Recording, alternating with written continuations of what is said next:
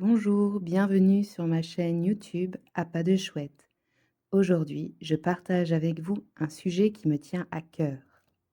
Bonjour à tous, bonjour à toutes, bienvenue pour cette conférence sur les animaux intérieurs. C'est une joie de vous retrouver ici pour partager avec vous ce qui me tient tellement à cœur, ce travail dans le flux, dans le cocooning tous les jours avec les animaux intérieurs et les devas des animaux en règle générale. J'ai commencé par me présenter pour ceux qui ne me connaissent pas bien.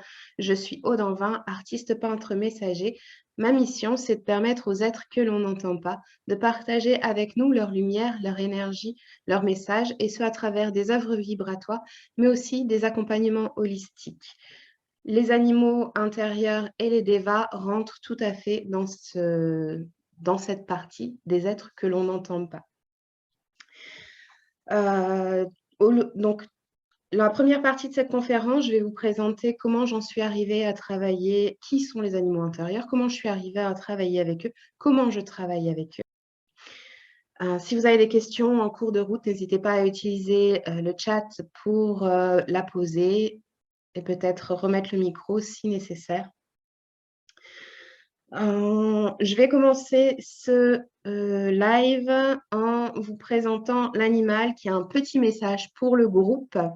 Aujourd'hui, c'est le hérisson pour nous accompagner dans cette première rencontre. Et le message du hérisson, tchic, tchac, me voilà à l'abri pour l'hiver. Peut-être trouvera-t-on que l'on ne me voit peu.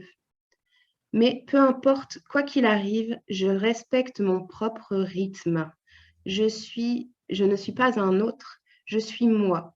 Et c'est grâce à ce respect de qui je suis et de mon propre rythme que bientôt vous allez avoir plaisir à me retrouver.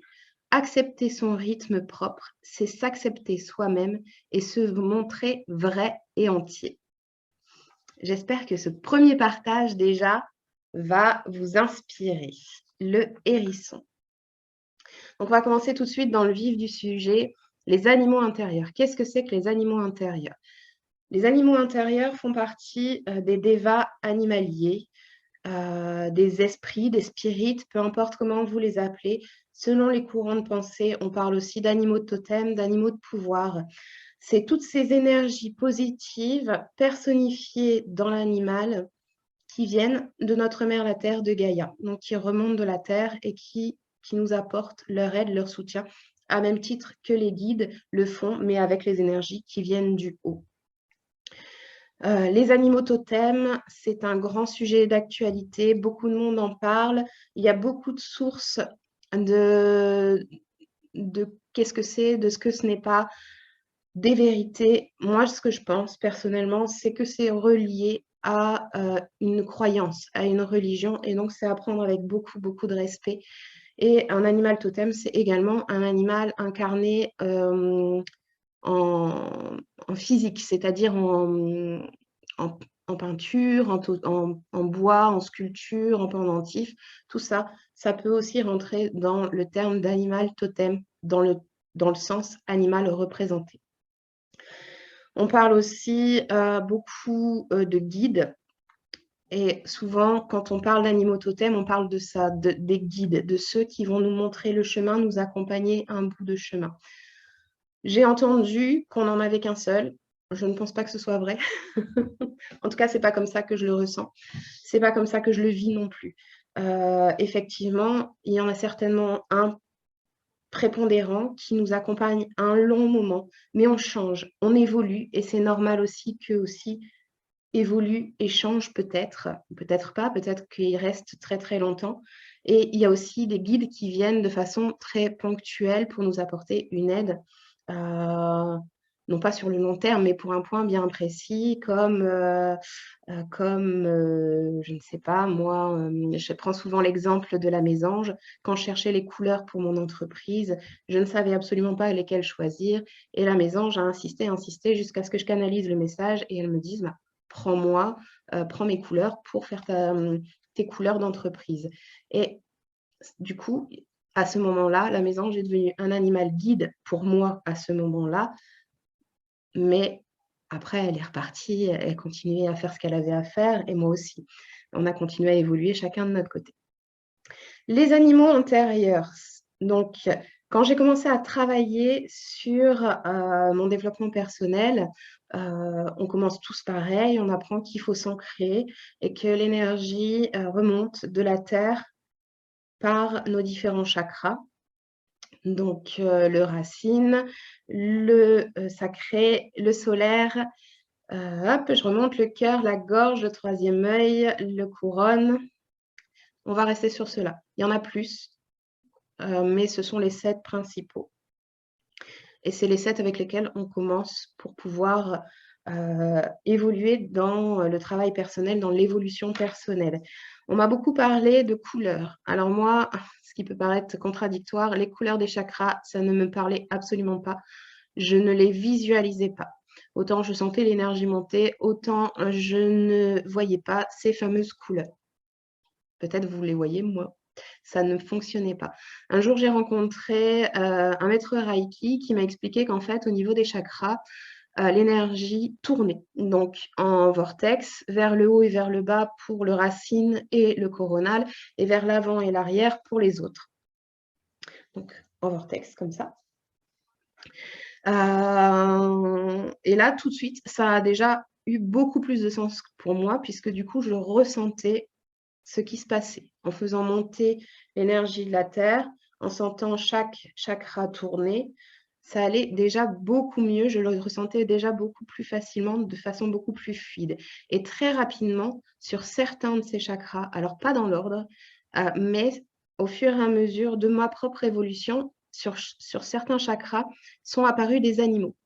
Et quand je me connectais à l'esprit de cet animal, donc en faisant remonter, hop, je m'arrêtais sur le chakra en question, je me connectais à l'esprit de l'animal pour lui demander de vérifier la circulation de l'énergie à cet endroit-là, le ressenti était multiplié par 5, par 10 par rapport à ce chakra-là.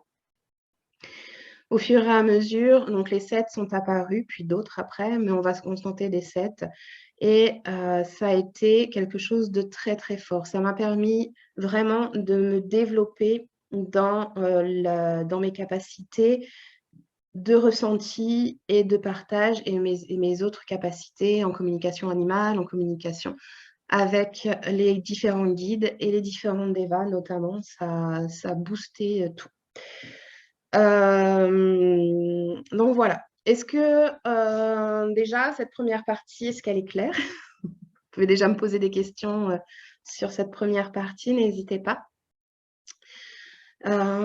Chaque personne est unique. Là-dessus, on est tous d'accord. On a tous des ressentis, des façons d'interagir, des façons, de vivre complètement différentes. Sur tous les habitants de la Terre, il n'y a pas une seule façon de vivre et de ressentir qui est identique, ni même façon de penser. Ça, c'est encore autre chose. Donc, chaque personne a aussi possibilité de trouver sur ses chakras ses propres animaux. Les animaux qui se sont placés sur mes propres chakras parlaient et parlent toujours de moi, de qui je suis par rapport à l'endroit où ils se situent. Et m'ont permis de me comprendre moi. Comment ça se fait que j'évolue? Comment ça se fait que je réagisse comme ça? Qu'est-ce qui fait que telle situation me fait réagir et où est-ce que ça me fait réagir et comment ça me fait réagir?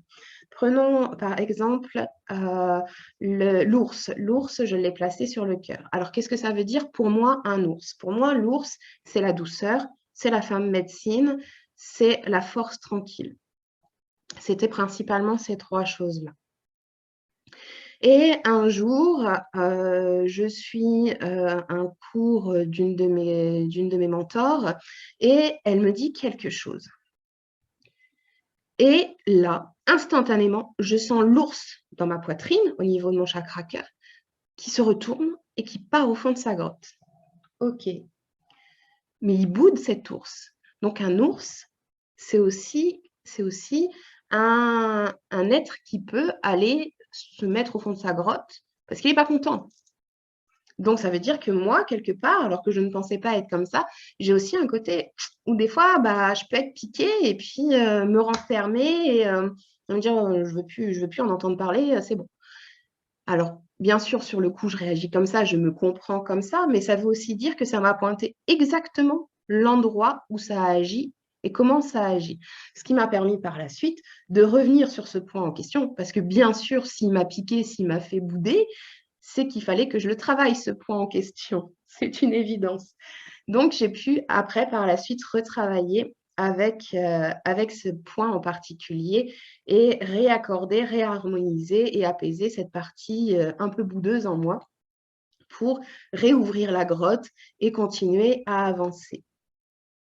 On va prendre un autre exemple, l'exemple du dauphin. Le dauphin, c'est un être qu'on imagine joyeux, c'est une peluche d'enfance, je pense que énormément de monde ont le rêve de côtoyer les dauphins, donc c'est un animal qui est joyeux, lié à l'enfance, lié voilà, à quelque chose d'un peu comme ça, enfantin et bon vivant, voilà.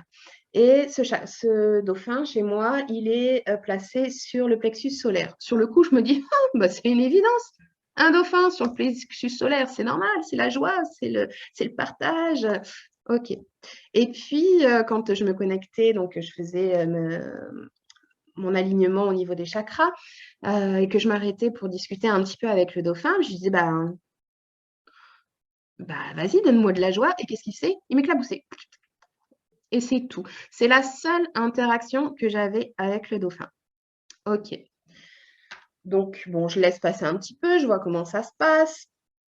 Et puis, ça n'évolue pas. Donc, je me dis, bon, bah, il va quand même falloir que je vois avec ce dauphin, qu'est-ce qui se passe? Ce dauphin, il faisait ce qu'on attendait de lui. C'est-à-dire, on lui demandait de rendre joyeux. Donc, il éclaboussait. Et voilà, il avait fait ce qu'on lui attendait de lui. Et qu'est-ce que ça veut dire de moi? Ça veut dire que moi, à un moment, je m'auto-bloquais, auto-censurée peut-être, et je ne laissais pas tout le possible à ce chakra solaire de briller, de rayonner, de partager H24 et je donnais juste ce qu'on me demandait de donner. Du coup, qu'est-ce que j'ai fait? Je suis allée en méditation discuter avec le dauphin. Donc, je lui ai expliqué qui il était, qui vivait dans l'océan, mais qui pouvait aller quasiment sur toute la planète par les océans, que c'était un être qui interagissait avec les autres êtres, aussi bien humains qu'animaux, qui pouvait aller en profondeur, qui pouvait sauter au-dessus de l'eau, qui pouvait aller interagir, qui était libre en fait, qu'il était libre d'être pleinement lui-même et d'aller là où il voulait, comme il voulait. Puis là, le dauphin me regarde. Comment ça, je suis libre? Je peux partir? Ah oui, tu peux partir, t'es libre, donc tu vas où tu veux. Tu es sûr? Ah oui, oui, je suis sûre. Un dauphin, c'est comme ça, c'est libre, ça vit dans la nature, ça peut aller là où il veut. Et là, le dauphin, il s'est cassé, il est parti. Mais vraiment, je l'ai vu partir comme ça, loin, loin, loin de moi. Mais je le sentais toujours connecté. Ah, voilà. Donc, je sentais toujours ce dauphin connecté à moi, mais quand je méditais, je ne le voyais plus, il n'était plus là. Et ça a duré comme ça pendant peut-être 2 semaines, 2 semaines et demie, où je le sentais connecté, mais il n'était pas physiquement présent dans mes méditations.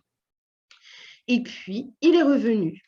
Le dauphin est revenu et il a partagé avec moi toute sa joie d'avoir pu, comme ça, aller vivre sa vie de dauphin. Il m'a rapporté un coquillage. C'est un très beau symbole, hein. Ça veut dire qu'il a aussi apprécié le fait que je lui rende vraiment toute sa place de dauphin. En tout cas, pour moi. Et qu'est-ce que ça veut dire de moi, du coup? C'est-à-dire qu'à ce moment-là, moi, j'ai fait un switch. Et j'ai commencé à partager beaucoup plus et à donner ce que moi, j'avais envie de donner, moi, ce que j'avais envie de partager et non plus juste ce qu'on attendait de moi. Vous voyez à quel point c'est c'est pointu, c'est vraiment parlant et ça nous permet vraiment de nous comprendre et d'évoluer par rapport à cette compréhension que l'on a de nous. Alors, je pense que j'ai fait le tour. Est-ce que vous avez des questions à me poser par rapport à ce que j'ai déjà raconté sur les animaux intérieurs? Alors là, j'avais un c'est clair.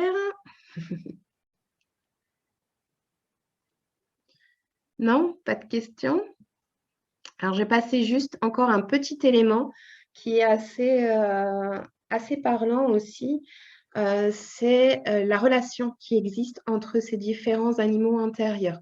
Puisque vous comprenez bien que si on fait remonter l'énergie, ça veut dire que chaque animal intérieur va recevoir l'énergie et la transmettre au-dessus ou en dessous, ça dépend dans quel sens on fait passer l'énergie en nous, à quel moment de notre méditation notamment.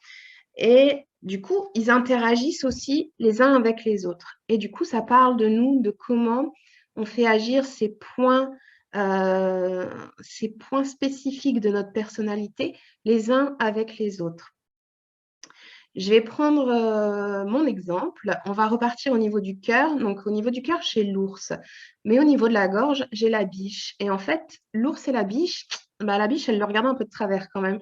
Et du coup, ce n'était pas forcément toujours très, très fluide de transmettre ce que je voulais dire avec le cœur par la parole, par la prise de parole, puisque la biche, elle se méfiait quand même un petit peu de l'ours, ce qui peut se comprendre. Et il a fallu que je fasse un petit travail avec les deux, donc en faisant une sorte de petite ronde de discussion, et pour leur expliquer que pour notre bien à tous, ça serait judicieux qu'on travaille tous ensemble. Alors, la biche, elle n'était pas trop d'accord, elle voulait pas trop s'approcher de l'ours, et jusqu'à ce que l'ours se dise, mais moi, je lui veux que du bien, cette biche, en fait. Elle ne m'intéresse pas, j'ai pas trop envie de la manger. C'est pas le but de ce travail ensemble. Ben, je vais lui offrir une couronne de fleurs. Et l'ours a offert une couronne de fleurs à la biche, qui s'est sentie juste appréciée, aimée pour cette grande dame de la forêt qu'elle est. Et depuis, ça se passe beaucoup mieux. Et il n'y a plus ce regard de travers de la biche en se disant qu'est-ce que le cœur va encore me dire et me faire faire. Est-ce que c'est pas dangereux pour moi? Vous avez entendu? Qu'est-ce que le cœur va me faire faire et est-ce que c'est pas dangereux pour moi d'en parler? Et là, c'est de moi que je parle. Et hop, on fait de nouveau un switch, on évolue et on devient encore plus entièrement soi-même. Voilà, très intéressant. Qu'est-ce que vous en pensez? Peut-être il y a des choses qui ne sont pas très, très claires. Donc, du coup, vraiment, en faisant ce travail au fur et à mesure que les choses se présentent, ça m'a permis et ça permet d'évoluer et d'aligner toutes les choses, tous tous les rouages qui font qu'on est qui on est et qu'on réagit tel qu'on réagit.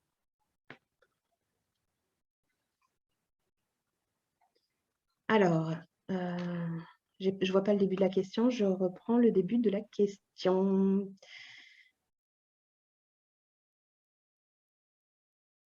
Concret, subtil. Ouais, c'est vraiment un cadeau que nous font les animaux intérieurs de travailler avec nous. Moi, j'aurais une question. Oui, C'est Hello. vas-y. Ça va? Ouais. Oui. Alors, j'ai une question à te poser. C'est comment tu peux savoir que, par exemple, l'ours va représenter le cœur, que la biche va représenter plus la tête ou la gorge, tu vois? Comment tu sais ça? Alors bon, je pense que bien sûr la formation peut servir, n'est-ce pas? Mais dis-moi.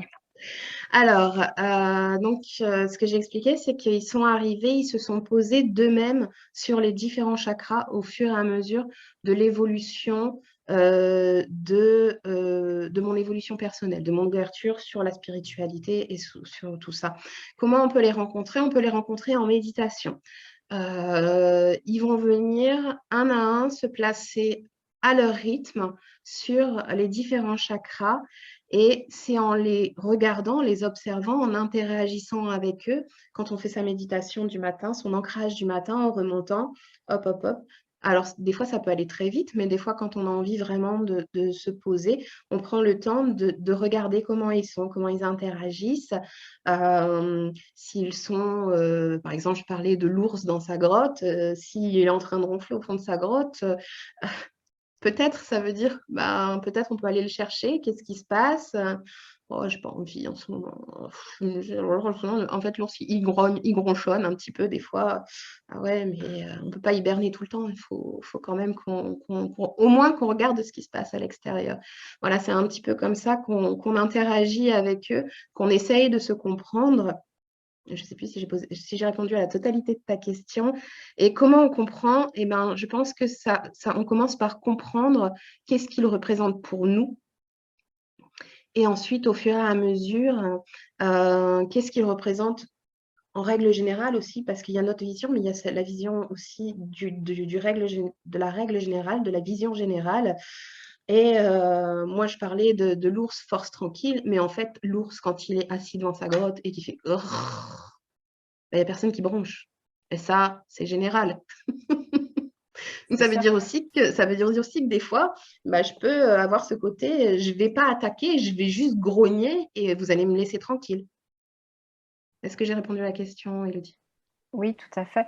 Et par exemple, chez toi, l'ours, elle peut se poser, j'en sais rien, moi, au niveau du chakra cœur. Est-ce que pour quelqu'un, il peut être ailleurs?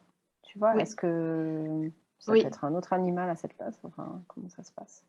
Alors, comme on est tous différents, on va tous avoir des animaux différents et des interactions différentes avec avec le même déva animal. L'ours, chez moi, il est sur le cœur. Chez quelqu'un d'autre, il va être placé ailleurs. Est-ce que j'ai un exemple?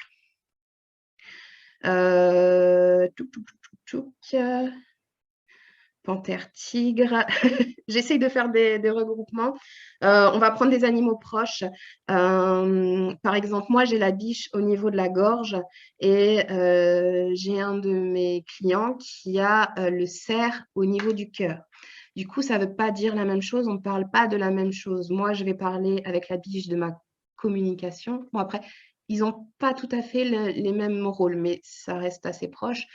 Euh, du coup, moi, ça va parler de ma communication, de ma façon de communiquer, tandis que lui, ça va être sa façon de partager les choses et de distribuer. On va parler d'amour, mais c'est pas l'amour, c'est l'amour en règle générale, en fait.